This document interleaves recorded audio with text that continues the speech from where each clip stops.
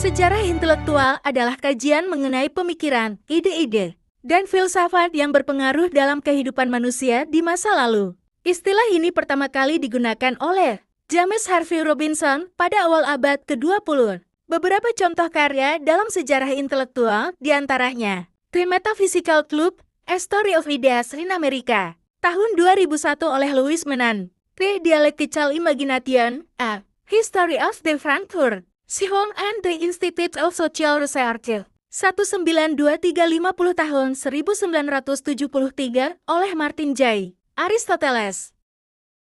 Aristoteles adalah seorang filsuf Yunani yang sangat berpengaruh. Dia lahir pada tahun 384 sebelum Masehi di Stagira, Chalcidice, dan meninggal pada tahun 322 sebelum Masehi di Eubola.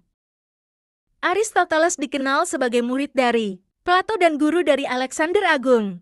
Dia menulis tentang berbagai subjek termasuk fisika, metafisika puisi, logika, retorika politik pemerintahan, etika biologi dan zoologi.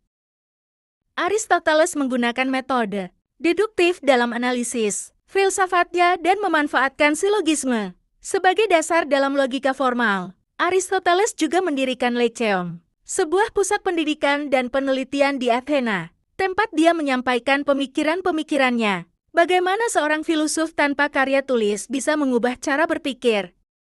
Inilah Socrates, seorang tokoh revolusioner dari Yunani kuno yang memperkenalkan metode tanya-jawab atau dialektika. Dengan metode ini, Socrates tidak hanya membimbing orang untuk mengeksplorasi ide mereka, tetapi juga maksa untuk berpikir lebih dalam dan kritis tentang keyakinan mereka.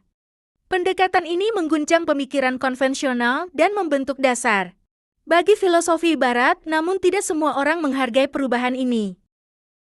Socrates dianggap mengancam struktur sosial dan keyakinan tradisional yang mengarah pada penuntutan dan eksekusi hukuman mati terhadapnya. Meski karya tulis yang tertinggal, pengaruh Socrates masih terasa hingga hari ini, menginspirasi generasi demi generasi untuk berpikir lebih dalam dan mempertahankan dunia di sekitar mereka. Plato, filsuf Yunani kuno, menggambarkan visinya tentang keadilan dan negara ideal dalam karya Republik. Menurutnya, keadilan terletak pada keharmonisan jiwa dan pembagian tugas sesuai bakat. Dia mengumpulkan filosofi raja di mana penguasa yang bijaksana harus memiliki pengetahuan filosofi.